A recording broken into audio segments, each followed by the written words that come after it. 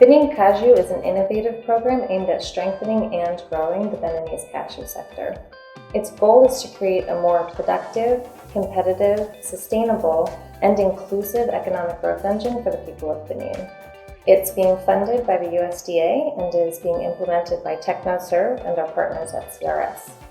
Over 8 years, Benin Cashew will increase the yields and incomes of more than 49,000 smallholder farmers, triple Benin's domestic processing capacity, create more than 3,400 jobs, most of which will be held by women, and will position the entire sector for continued growth long after the project ends.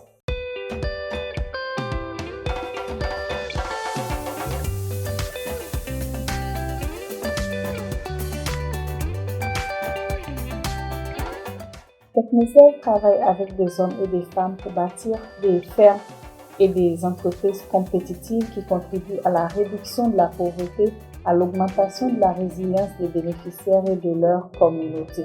Nous restons convaincus que la participation pleine et entière des femmes et des filles permet de maximiser la croissance économique inclusive pour un développement généralisé.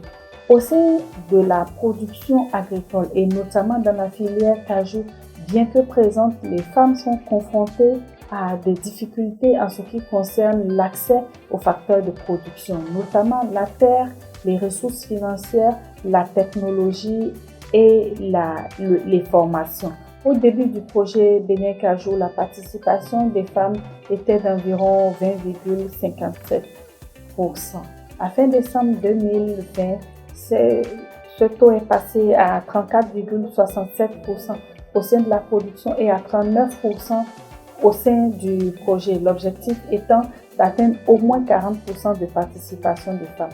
Pour atteindre ce résultat, nous avons mis en place un dispositif institutionnel avec tous les partenaires du projet pour intégrer le genre au sein de toutes les activités de ce projet. Nous avons un dispositif basé sur des points focaux genre qui ont reçu des formations sur différentes techniques, différentes thématiques. Nous avons mené aussi un plaidoyer pour la modification des tests statutaires des fêtières des producteurs de cajou afin d'alléger les conditions d'accès des femmes aux coopératives. Et nous avons pu avoir une femme présidente du conseil d'administration de la fêtière des producteurs d'Anacad et une femme présidente du conseil de surveillance de cette même organisation, ce qui est une première au Bénin au sein de la filière Anacad. Après mon élection à la FENAPAB, les impressions sont bonnes, surtout être à la tête d'une fédération nationale des producteurs d'Anacad du Bénin. Les points clés de mes actions sont relatifs à la recherche des partenaires pour améliorer la qualité de nos activités, développer le plaidoyer à l'endroit de l'État pour qu'il nous accompagne. J'ai constaté qu'avec cette formation, la femme a un grand rôle à jouer pour l'émancipation et la prospérité, bien partagée qu'à l'intérieur, qu'à l'extérieur, au sein du foyer. Grâce à cette même formation, la population, mais la communauté a un regard craintif en nous. Ils nous copient, ils voient la manière dont nous vivons avec mon épouse.